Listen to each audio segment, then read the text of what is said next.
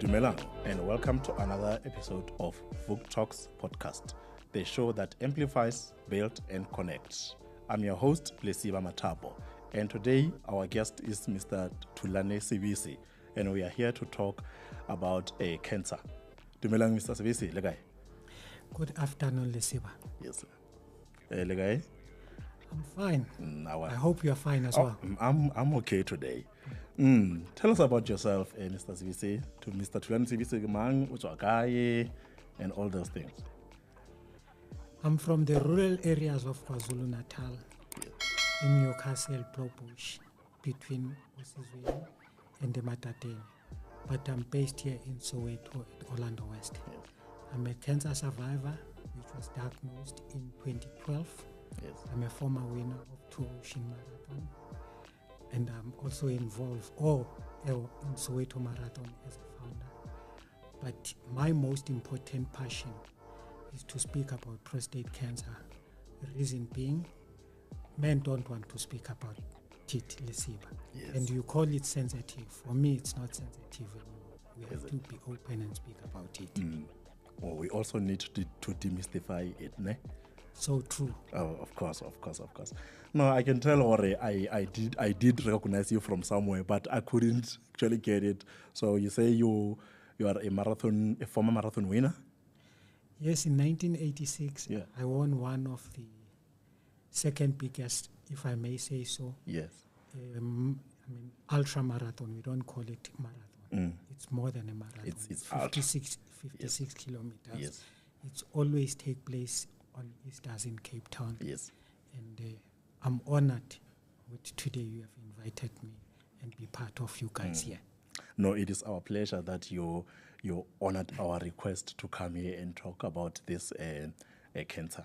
So, briefly, just take us through your journey, as a patient, your prostate cancer. Prostate cancer is a disease that can be treated and you can live longer if it's diagnosed earlier. Yeah. Especially stage 1 or stage 2. Specialist doctors, urologists can be able to treat it. Yeah. But unfortunately, mine was diagnosed a bit late.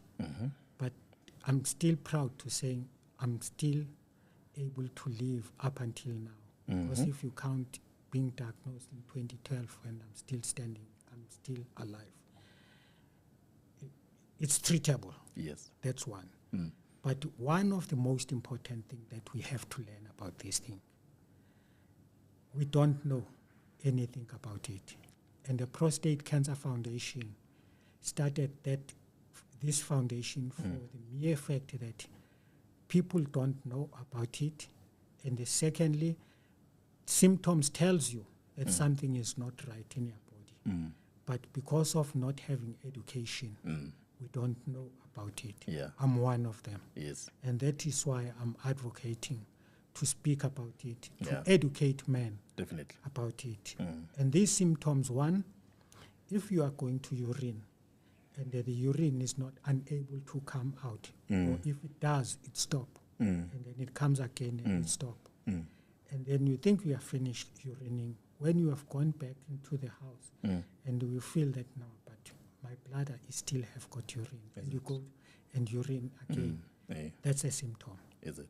Secondly, if you wake up a lot at night, you keep on urinating a lot, it's a symptom. Something is not right. If your urine is burning, it's also a symptom. Yeah. So I'm encouraging, I could see you have got this young team that is running this project. Yes. And I feel fulfilled. Yeah. And I'm blessed Yeah. to see the young ones giving us a platform to speak about this. Yeah. And I say you guys are doing a good job.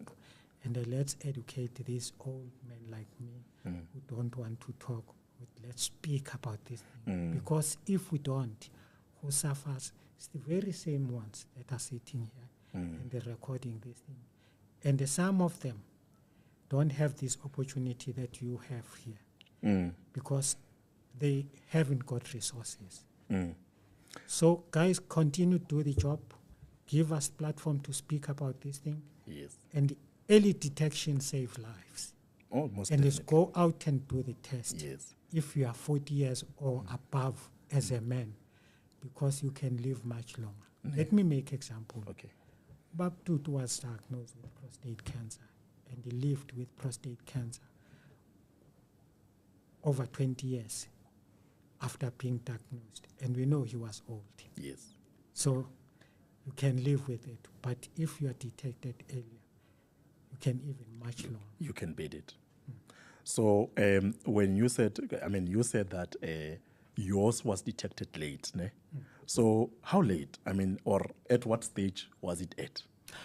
Mine was, I was diagnosed with prostate cancer stage 3. Yes. It was almost going into the bones. But fortunately, God maybe said, no, I want to keep you. Yeah. And I want you to go out and educate people there. Yeah. Don't keep quiet. And that's the reason why I'm here. Yeah. And I'm talking about it. Yeah. And I'm encouraging other men out there. Yeah. If you will be playing this Yeah. somewhere where Yeah. you guys recording it for, to educate men. We must speak about this rather than to keep quiet. So they must not see it until it goes into the balls. So true, because why I'm saying that, Yes. I was helped Yeah. by people Yes. for speaking out. Exactly. If I didn't disclose it, Yeah. I don't think I would have survived. But the support that I got after I spoke about it, one, it kept me motivated. Yes. Secondly, I was able to share and then not be stressed about it. And I think I'm saving life. And I call it a call. I believe so. I believe so. I believe so. You are saving lives indeed, Mr. Sibisi. So tell us about the prostate cancer of South Africa. You say, I think they are one of the groups or advocates that helped you with this once the time of your diagnosis, or was it after? It was after. I didn't know anything. There was such a prostate cancer foundation of South Africa. Yeah. But because of interview I went to Super Sports, I met the professor who's one of the founders of this prostate cancer foundation. Yeah. Shanghai Mtambirwa. Okay. He said he would like to get me involved in this thing. And I said, I'm welcome. I got involved. They provide information that we are able to access it to the patient. Yes. To educate them about the symptoms that I'm talking about. Yes. That's one. Yeah. And the two, the information of treatment that they will be getting at each and every stage. Yes. Okay, that's the type of treatment that they will be getting into this thing. When I was diagnosed, I didn't know anything about this information. Now we have got a platform to speak about it to you guys here, and also to the newspapers, and we have got pamphlets or information that we provide, for instance, in hospital. Yes. I'm actually one of the advocates of teaching patients about prostate cancer and those who are diagnosed with prostate cancer in one of the biggest hospitals in Southern Hemisphere, Baragwanath Hospital. I'm just doing that. Okay. At the time or at the point of when you noticed that you were not feeling well, what steps did you take? I would say nothing up until I was very sick. Yes. And then I went to the doctor for, like you have got maybe flu or not. Only to find that after he put that finger that we don't want, right at number 2. Yes. It's the very same finger that it will save my life because he told me, no, something is not right. Yes. And you must be going to Bara in 2 days' time because it's holiday. Yes. But within that 2 days, I couldn't urine. Yeah. They had to take me to Bara and drain me urine 2 liters in there. And that's when they informed me, no, we think you have got symptoms of prostate cancer, so you must go for another test, which I did, and I was confirmed that I had prostate cancer. Yeah. I had to carry that bag that I would urine with it now. No more a normal urinating system. So carrying that bag for 9 months was very difficult. It was very hard. Sleep Yeah. on it. Yes. You walk with it anywhere, and your lifestyle just changes. It changes. Yes. Yes. And that's the reason why I said I don't want men to go through what I've gone through. So for me, is to go out and say, go and do the test as early as possible, especially if you're a black man. Yeah. 40 years. Yeah. Why? Because more black people are attacked by prostate cancer. Also, are you saying that men over 40 are more prone to get the prostate cancer? Yes, So, but also, if you are even 60 or 70, yes, then it's even very risky. About 90% are in a chance of getting prostate cancer. So we the younger men, I mean, are we still safe, or should we be just going for checkups? I hope you are going to do the test, you personally. Definitely. You are not just interviewing me. Yeah, I mean, because let me tell you one thing. I was a very busy, active man. Yes. And I never thought prostate cancer will affect me. Definitely, It doesn't choose. Anybody can have it at any time because it's herited. Yeah. So if your parents or your grand or any of your family have, you have got a very big chance of having prostate cancer. Oh, okay. That's news to me. So I would also want to know, take us through the journey of you when you came back from hospital. When the doctor told you, you may have the symptoms of prostate. Take us through that journey. Who was your support structures? Who did you tell? Or do we do all that thing? They don't talk to anybody. I like this thing we're showing. This is a norm from our own people. Yes. People. Yeah. Thina kwaZulu sithi indoda ifela ngaphakathi kusho ukuthi awukhulumi. Yeah. Or ibutho lakwaZulu lifela ngaphakathi. Yes. Ayisebenzi leyo nto leyo. Yeah. Because if you don't talk, you don't share, you die. Whereas if you spoke, you can get people who can help you. Definitely, yes. That's very important. Yes. So for me to speak, I was saved or supported by the very same people I used to run with during the days when I was young. And mind you, I was about to turn 60 in 2023. Yes. 2013. 2013, yeah. I was going, because I'm now on October the 22nd. I will be turning 70. Damn. You can understand Yeah. this thing when you are looking forward to turn 60. Yes. And then you are diagnosed with prostate cancer. It's everything just changed and all that. But through support and God believing and faith that I had with I can live with this thing. I'm still alive and I'm speaking about it and I'm encouraging men with there is life although you have got prostate cancer. And emotionally, how did you feel emotionally when you know that now I have cancer and now it is changing my life? You have to lead a new lifestyle now. You're a patient. So how does that go about, in your mind? I thought my life was going to be short and I could die anytime. And even in some of the doctors, the way they spoke to me and it was late, I could see although they were helping me, it wasn't that much expression of confidence which I may live long. But, belief is key in everything that you do. If you don't believe you could be a champion when you're involved in a sport that you could be, you won't be. But if you believe you will be.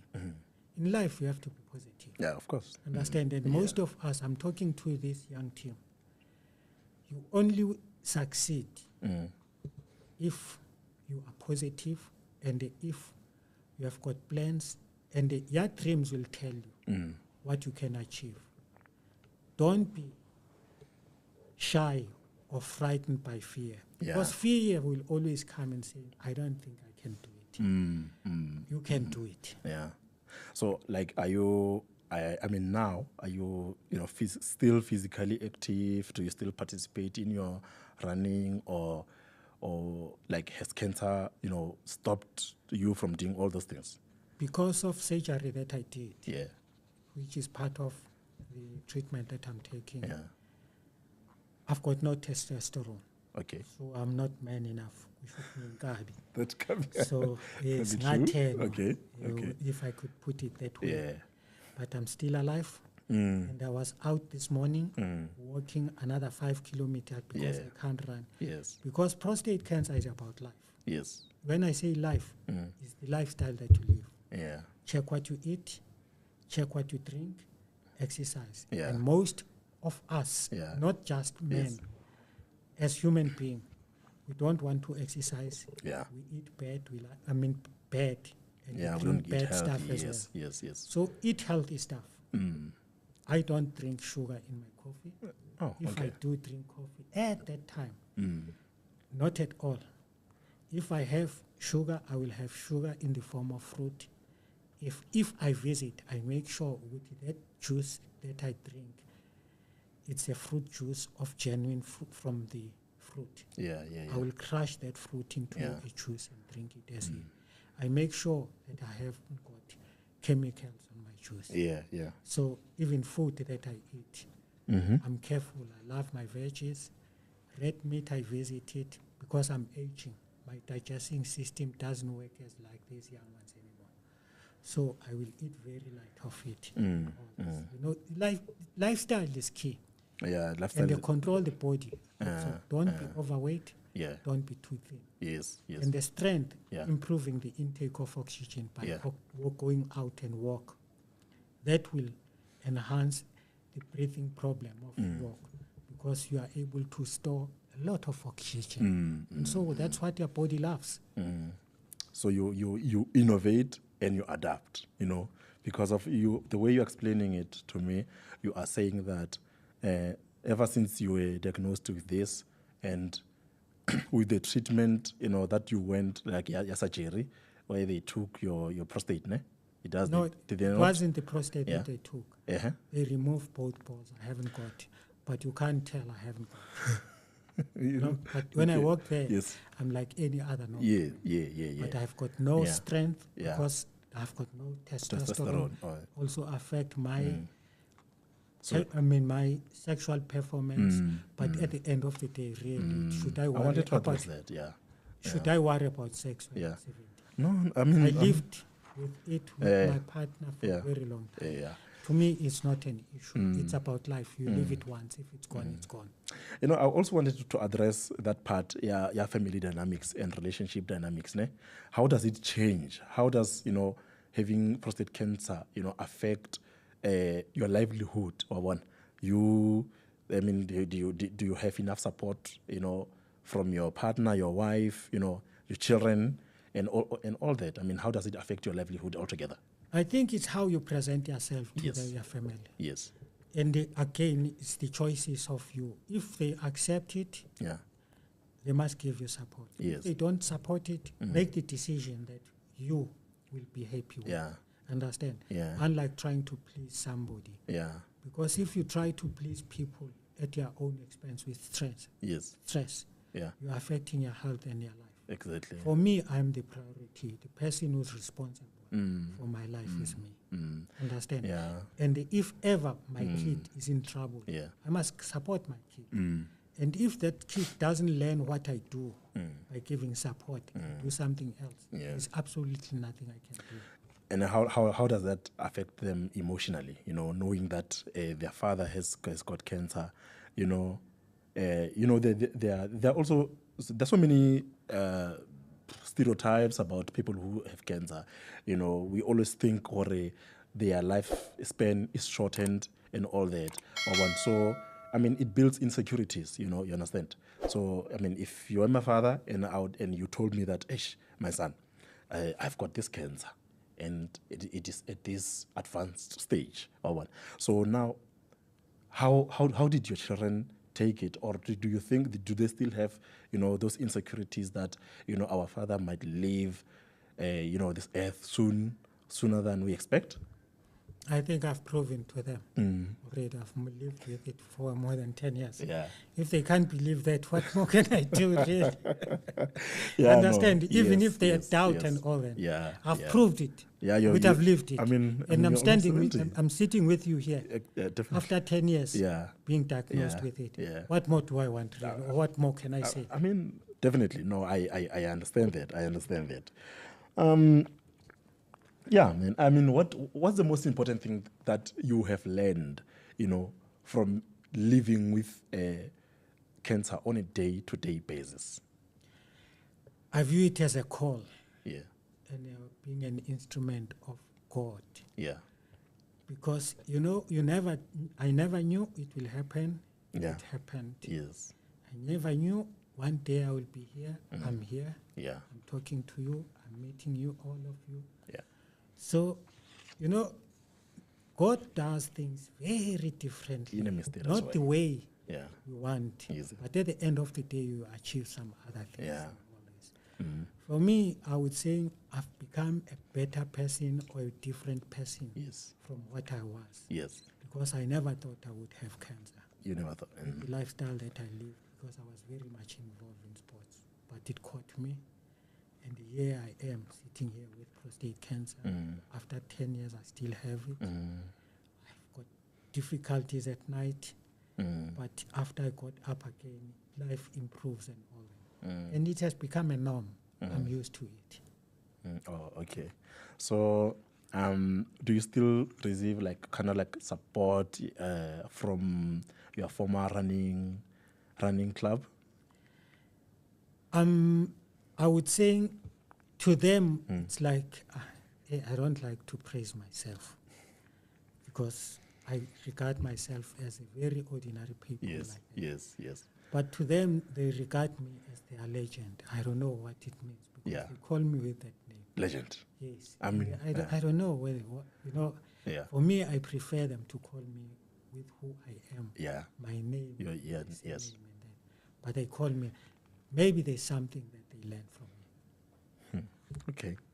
So, after being diagnosed, or when you started living with cancer, what is it that kept you motivated to keep going on a daily basis? I'm a very positive person. Yeah. I found myself, my talent of athletics. Nobody recognized it. I, myself, believed that I could be a good runner. And people out there guided me with type of training and giving me support also and all that. Yes. But if I wasn't positive about that I could be successful in athletics, I don't think I would have been. If I didn't believe that I would be a speaker today or talking about this thing, I don't think I would be here. Yeah. So for being positive in life and having that vision and faith with whatever God gives you, you can go out and do it. Kept me who I am, and I'm proud of it. And that's why I was telling these young ones, follow your dream, and honor your dream. But it's not an easy road. It's not very difficult. Hurdles are many, but you have to go through those hurdles, jump them until you get what you want. So I can tell you have, given praise to God, several times in this interview. So I take it you are a highly spiritual man. You have gathered strength from that, and I think you've inspired a lot of us. I think sitting here, I can't stop beaming, with smiles, as you evidently so. Because I feel inspired. I feel inspired after this interview. I feel like many people, the viewers at home, the young ones, as I told you, that our audience will definitely feel inspired by you, because you came here, unashamedly. You came to talk to us. We came here to demystify prostate cancer and all that. So I must thank you. I must thank you.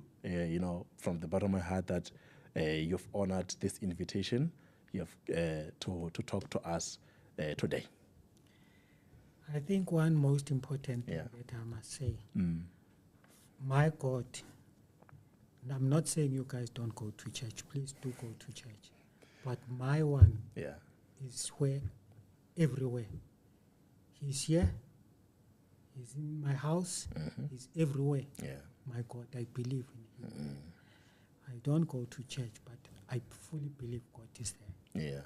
So he's in charge of me. Understand? But I must try to be as humble as I can, respect everybody, and bring myself down to a level of anybody.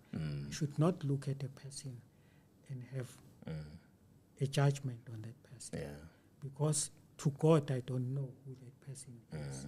To him, God looks at us the same. Definitely. So, again, Mr.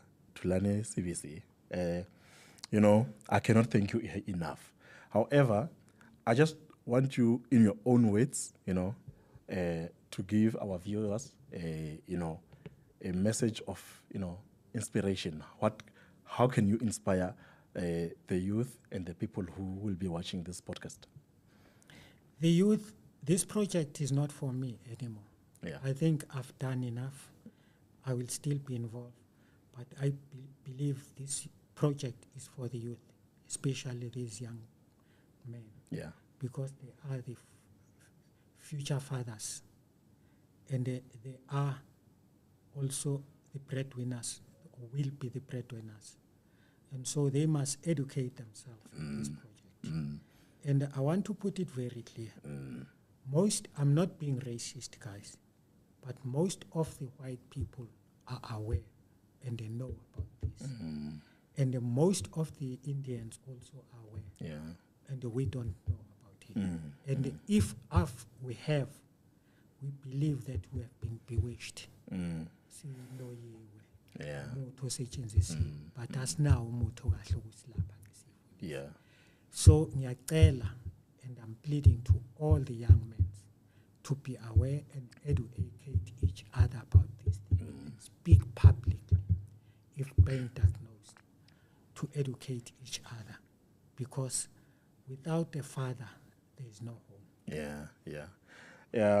My parting words as well would be to say, we men, we need to take care of our health, because get tested, for prostate, get checked for prostate, ensure that you live in a healthy lifestyle so that you can live longer. Why don't you say own your life and own your health? Own our life. Yes, men. Own your life. Own your health. Definitely. Men, as he says in his words, own your life and own your health. You will live longer. Thank you very much.